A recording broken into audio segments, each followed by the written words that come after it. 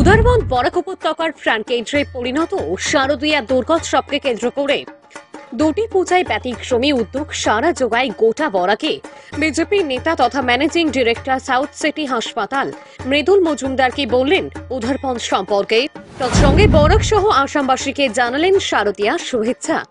মৃদুলবাবু শোক প্রকাশ করলেন আসামের গৌরব সদ্য প্রয়াত জুবিনের অকাল মৃত্যুতে মা দুর্গা শ্রীচরণে জুবিনের বিদেহী আত্মার শান্তি কামনা সহ পরিবারের প্রতি সমবেদনা জ্ঞাপন করেন বিজেপি নেতা মৃদুল মজুমদার। প্রশাসনের সক্রিয় প্রচেষ্টায় উদারবন হয়ে পড়েছে বরাক উপত্যকার প্রাণকেন্দ্রে পরিণত দুর্গাপূজার আয়োজন ঘিরে।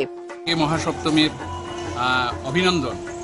আজকে আপনি বলেছেন যে সবাই উদারবন্দে আসছে মূর্তি দেখতে, পুজো দেখতে। এটা সত্যি কথা আপনি বলছেন। আগে ছিল যে সবাই এখানকার লোক শিলচর দেখতে, পুজো দেখতে যেত, কিন্তু বর্তমানে সেটা পরিবর্তন হয়েছে। শিলচর লোক শুধু শিলচর নয়, হাইলাকান্দি, করিমগঞ্জ সব বিভিন্ন জায়গার লোক উদারবন্দে পুজো দেখার জন্য নিজেদের এটা একটা কেন্দ্রবিন্দু হয়ে গেছে পুজো। তো এখানে সবাই আসে পুজো দেখতে। বর্তমানে আমি যে প্যান্ডেলের সামনে দাঁড়িয়ে কথা বলছি সেটা হাসপাতাল রোড সর্বজনীন কালী দুর্গা পূজা কমিটি অদ্ভুত বানিয়েছে, অনবদ্য এক কথায় সুন্দর পুজো করেছে। তাছাড়া ব্যতিক্রমী কি লাগলো? ব্যতিক্রমী ওদের যে শৈল্পিক চিন্তাধারা, যে কমিটি বানিয়েছে, যে ডেকোরেটরি বানিয়েছে, ওদের যে শৈল্পিক চিন্তাধারা এটা একটা অভূতপূর্ব, সেটা প্রশংসনীয়। আমি মনে করি আগামী দিন ওরা আরও উত্তরোত্তর শ্রীবৃদ্ধি হবে এবং আপনাদের চ্যানেলের মারফত আমি এই বরাক উপত্যকা সহ আসাম রাজ্যের প্রতিটি জনসাধারণের কাছে, মায়ের কাছে প্রার্থনা করব যে আগামী দিনে সবার সুখ, সমৃদ্ধি এবং শান্তি নিয়ে আমরা করতে পারি। জাতি, ধর্ম, বর্ণ নির্বিশেষে আমরা সবাই যেন এগিয়ে যেতে পারি। দেশকে শস্য শ্যামলা করে শান্তি যাতে কোনোভাবেই বিঘ্নিত না হয়, কোনোভাবে আমরা চলতে পারি।